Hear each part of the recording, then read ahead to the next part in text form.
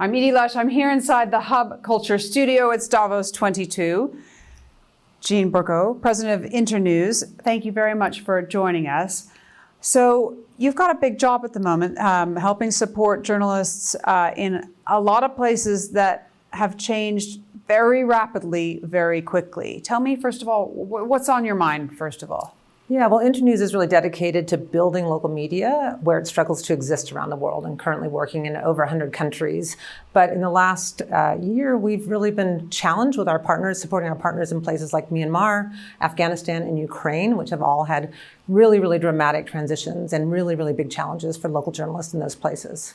Well, why don't we start with Ukraine? It's the one, I would say, as the dark clouds descend over Davos, it's the dark cloud that has seeped into every single conversation. Tell me about how local journalists are rising to this challenge and what they're finding most important to learn in terms of changing the narrative of the news that comes out of Ukraine that the rest of us hear. Yeah, well, Internews has been working with Ukrainian media for about 30 years now, and it's a really pre-war is a really vibrant media sector, very making great accomplishments and becoming a really lively media sector in Europe.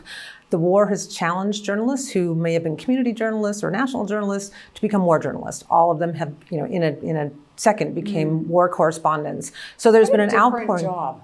Totally different job, completely different job, needing completely different tools and literally needing equipment such as flak jackets and health and that type of support on first aid, support on digital security. And so there was a really big shift, and there's a lot of attention placed on these urgent needs of all these journalists becoming war correspondents. But there's also a long-term need. Ukraine is going to come out of this. I'm one of those who believe that we're going to have a very vibrant democracy on the other side of this. But the media is just fundamental to the vibrancy of that democracy, of holding government to account for all of its promises. So we really need to think about Ukrainian media, not just during this war period, but as we look forward to rebuilding Ukraine. Let's keep an emphasis on this critical institution to democracy. I don't want to figure it about Afghanistan because until Ukraine, the crisis, the war in Ukraine happened, Afghanistan was so much on my mind. And that has been a tragedy of unbelievable consequences, not least because of the women who can't go to school. But tell us about the perspective from a media, from local journalists, what's happened to them and how can we support them?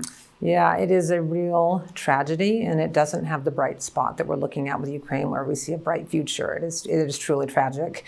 In 2001, with the fall of the Taliban, and in 2001, a new media started emerging in a place that had never existed. Before then, there was sort of creaky state-run media, but a lot of people had never even heard music before. And over 20 years, a really vibrant, diverse media was built. Community radio across the country, national television, online outlets. It was extraordinary. It was one of the big success stories in Afghanistan. Lots of women reporters. It was always dangerous, but they were able to do their work. With the return of the Taliban, it has completely collapsed in devastating ways. In fact, there's a movement right now about sort of highlighting the fact that women can't show their faces on media anymore, and they made so much progress. And so Afghanistan, there are still media trying to operate. There's a lot of media that moved outside of the country and trying to push news back in. There are good media still operating inside that need support, but it's a very, very different environment. And you mentioned Myanmar as well. Tell us a little bit of that story and what the challenges are there. Bright spots or no bright spots? Let's say somewhere in between. Myanmar, before it opened up, had always had a media that had worked on the outside and sort of pushed news in. When everything opened up, the media went inside, and it was this incredible bright spot for the world. All sorts of online sort of media came in, got their first licenses and were publishing. Everyone has had to go back outside again. And the good part about that is that the media in Myanmar were used to it. I mean, they'd been registered outside, they'd worked outside, they were used to this sort of unusual news cycle of sort of producing news on the outside and trying to get it inside. So it's a medium spot. Okay. I do have more optimism for Myanmar. I do believe these media will go back, but they are operating in a different way right now. How does digital make it easier or more complex? It's both. That's exactly what it is. I mean, digital obviously brings the cost of producing news and information way down. So lots of innovators, lots of digital-first media coming on board. The cost of running a media is so much lower. So you see a lot of new players, but the dangers of digital are there as well. Online harassment against journalists broadly, but online harassment against women journalists is extraordinary and often bleeds into offline violence against women as well. So there's a real need for intensive digital security training for journalists alongside of training on the digital opportunities that have emerged. And when I think about that, I think about fake news, and I think about people who are reporting things that are true and who are then being harassed or who are whose news is being shown to be not true. Tell us a little bit about that story and what people are doing about it. So, I mean, the Internews take on that is the most important fight against fake news is investing in real news, that in fact people still do turn to trusted content when they need to figure out something about something like a pandemic or a crisis in Ukraine. And so making sure that we keep good local, trusted, local language news and information alive is the first most important step, because if we lose that, we lose something fundamental to democracy.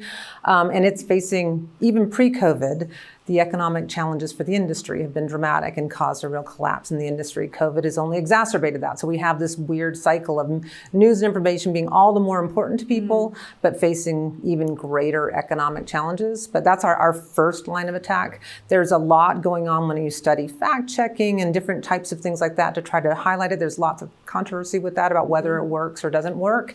We really focus on newsrooms and their own ability to present the facts and fact checking in the newsroom level. We can help because that's a trusted institution. And there's a saying that people don't trust the media, but they trust their media. And so we really try to focus on that. Who's the local community media that people really turn to in a crisis? And those are the people that we want to support. Jeanne, thank you so much for stopping by the Hub Culture Great Studio. to be here again, yeah. Appreciate it. It's a sort of medium bright picture. Medium bright picture. I'm an optimist. Cloudy with a chance of sun. There you go. All right, look forward to Thank you staying so in much. touch. Thank you very much, and I'm Edie Lash.